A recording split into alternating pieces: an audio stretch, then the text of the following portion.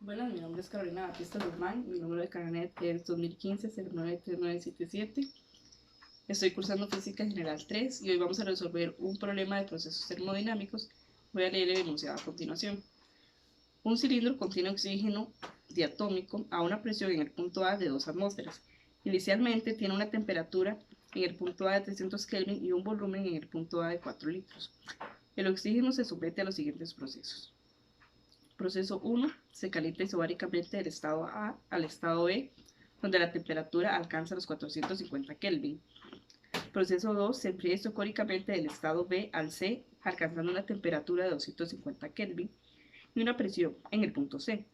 Tercero, se comprime isotérmicamente del estado C al estado D, alcanzando un volumen de 4 litros y una presión en el punto D. Finalmente, se produce un calentamiento hasta los 600 Kelvin isocóricamente regresando a su estado inicial en el punto A.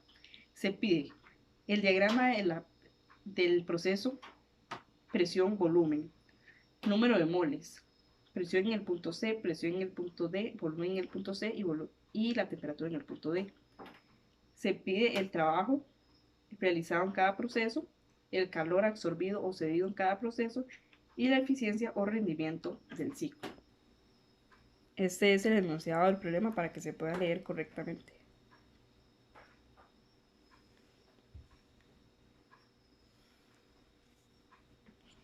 Primero, en el punto A vamos a hacer el diagrama presión-volumen. El primer proceso de A a B es isobárico. El segundo proceso de B a C es un enfriamiento isocórico. El tercer proceso de C a D es una compresión isotérmica. Y el cuarto proceso del punto D a A es un calentamiento isocórico. Después, en el punto B, se nos pide calcular los moles, la presión en el punto C, presión en el punto D, el volumen en C y la temperatura en D. Para esto, primero vamos a ver los datos que nos da el ejercicio. Nos dice que el oxígeno es diatómico, por lo tanto su capacidad calorífica es 5 medios de la constante R. La presión en el punto A, 2 atmósferas, lo convertimos a pascales, nos da un valor de 2,0265 x 10 a la 5 pascales. La temperatura en el punto A, 300 Kelvin, el volumen en el punto A, 4 litros, lo convertimos 4x10 a la menos 3 metros cúbicos. La constante R, 8,314 joules entre mol por Kelvin. La temperatura en el punto B, 450 Kelvin. La temperatura en el punto C, 250 Kelvin. Y el volumen en el punto D, 4x10 a la menos 3 metros cúbicos. Entonces, para averiguar N, vamos a usar el punto A porque en este punto ya tenemos todos los valores que completan la ecuación del gas ideal. Entonces, usando esta ecuación la despejamos y nos queda que N es la presión en A por el volumen en A entre la constante R por la temperatura en A.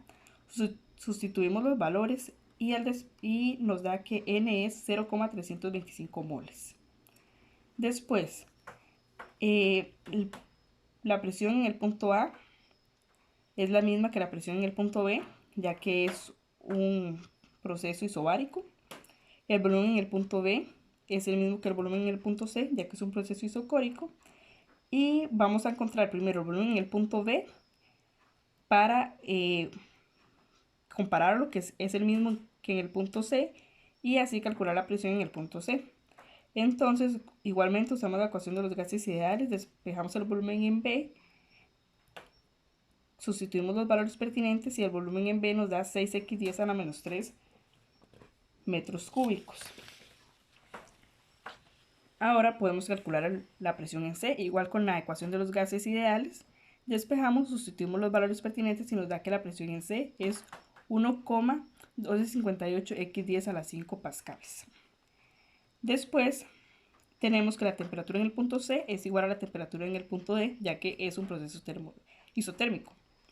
Entonces usamos la ecuación de los gases ideales, despejamos la presión en D, sustituimos los valores pertinentes y nos da que la presión en D es 1,6888 x 10 a la 5 pascales. Entonces, en resumen, para el punto B tenemos que el número de moles es 0,325 moles, la presión en el punto C 1,1258 x 10 a la 5 pascales, la presión en D 1,6888 x 10 a la 5 pascales, el volumen en C 6 x 10 a la menos 3 metros cúbicos y el volumen en D 4 x 10 a la menos 3 metros cúbicos. Para encontrar todos estos valores se usó la ecuación de los gases ideales de acuerdo a los datos que ya nos daba el ejercicio.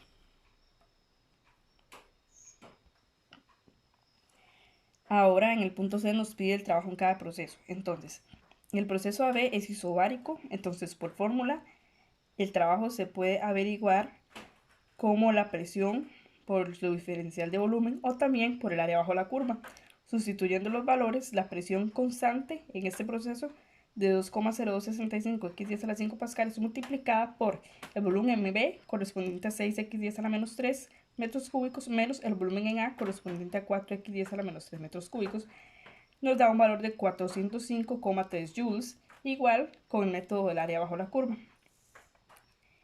Después el proceso BC es isocórico, entonces hay que recordar que cuando un proceso es isocórico no hay área bajo la curva, por lo tanto el trabajo es igual a 0. El proceso CD es isotérmico, por fórmula sería número de moles por la constante R por la temperatura en el punto por el logaritmo del volumen final menos entre el volumen inicial. Entonces, sustituyendo los valores, nos da que el trabajo en el proceso CD es de menos 273,8967 joules.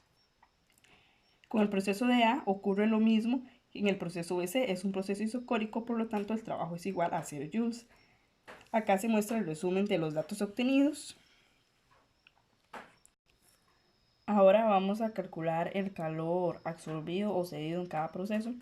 Para esto tenemos que recordar que la capacidad calorífica volumen constante 5 medios por R nos da 20,785 joules entre mol por Kelvin. La capacidad calorífica a presión constante es la capacidad calorífica volumen constante más R. Entonces hacemos esta fórmula y nos da que la capacidad calorífica a presión constante es 29,099 joules entre mol por Kelvin. Entonces, el proceso de AB para calcular el calor, recordemos que es un proceso isobárico, entonces sería la cantidad de moles por la capacidad calorífica por el delta T. En este caso el delta T corresponde a la temperatura B menos la temperatura C. Sustituimos los valores y nos da que el calor AB es de 1418,5762 joules. Para el proceso BC es un proceso isocórico. La fórmula varía porque la capacidad calorífica se usa cuando es a volumen constante, que corresponde a 20,785 joules entre mol por Kelvin. Y el delta T, en este caso, corresponde a la temperatura en el punto C menos la temperatura en el punto B. Sustituimos los valores y nos da que el calor en este proceso es de menos 1351,025 joules. En este caso es un calor cedido, ya que es negativo. El calor en el proceso CD recordemos que es isotérmico, entonces por la ley de la termodinámica, el cambio en la energía interna es igual al calor menos el trabajo. Entonces, como en este caso delta U es igual a 0, entonces el calor va a ser igual al trabajo, como lo habíamos calculado en el punto anterior, entonces es menos 273,9 joules. Ahora el calor en el proceso de A es isocórico, entonces se calcula igual que el proceso BC, nada más que en este caso el delta T va a corresponder a la diferencia entre la temperatura en el punto D y la temperatura en el punto A. Sustituimos los valores y nos da que el calor en este punto es de 337,7562 joules. En resumen, así quedaría el calor de cada proceso. En el proceso AB se absorbe calor, al igual que en el proceso de A, y en el proceso BC y CD se cede calor. Ahora vamos a calcular la eficiencia del ciclo. Dado que el calor absorbido es mayor,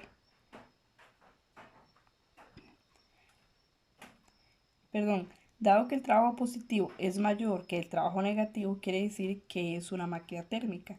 Entonces se calcula su eficiencia. Entonces, la fórmula sería el trabajo neto entre el calor absorbido. Entonces sustituimos los valores y nos da que el proceso tiene una eficiencia del 7,5%. Así llegamos al final de este ejercicio.